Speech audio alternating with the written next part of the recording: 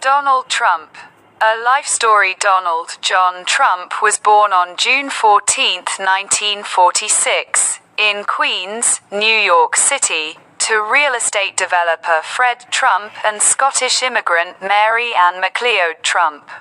The fourth of 5 children, Trump grew up in privilege but was known for his strong will and confidence. At 13, he was sent to the New York Military Academy, where he developed discipline, leadership, and athletic skills. He studied economics at the Wharton School of the University of Pennsylvania, graduating in 1968, then joined his father's real estate company. While his father focused on middle-class housing, Trump sought bigger projects. In the 1970s, he entered Manhattan real estate, transforming the Commodore Hotel into the Grand Hyatt and later building the iconic Trump Tower. His name became a global brand, attached to hotels, casinos, and resorts.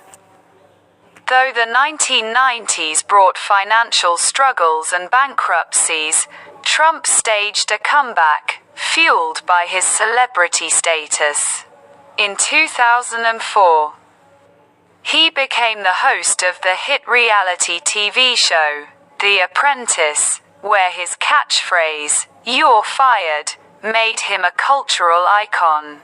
In 2015, Trump launched his campaign for president, promising to make America great again.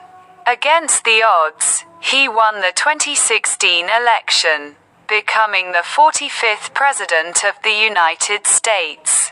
His term saw tax cuts, stricter immigration policies, and conservative judicial appointments, but also controversies, 2 impeachments, and criticism over his handling of the COVID-19 pandemic. Defeated by Joe Biden in 2020, Trump remained influential, dominating the Republican Party and continuing to hold rallies. Married 3 times, he has 5 children: Donald Jr., Ivanka, Eric, Tiffany, and Barron, many of whom are active in his business and politics.